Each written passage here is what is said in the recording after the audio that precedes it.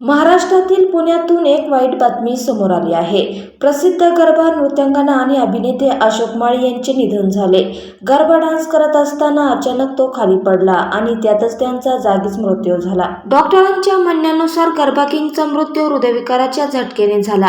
अशोक माळी यांच्या मृत्यूचा live video social मीडियावर व्हायरल झाला आहे. यामध्ये तो मृत्यूपूर्वी आपल्या मुलासोबत गरबा डान्स करताना दिसला होता. अशोक यांच्या निधनाने त्यांच्या चाहत्यांना मोठा धक्का बसला आहे.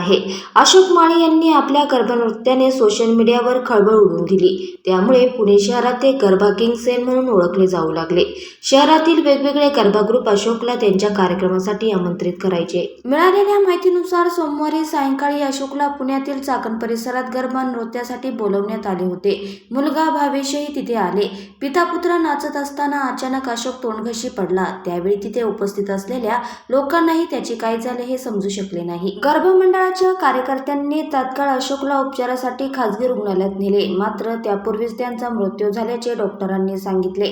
काही लोक त्यांच्या डान्सचे व्हिडिओ बनवत होते. याच कारणामुळे मृत्यूचे हे दृश्यही त्यांच्या कॅमेऱ्यात कैद झाले आहे, जे सोशल मीडियावर व्हायरल झाले आहे.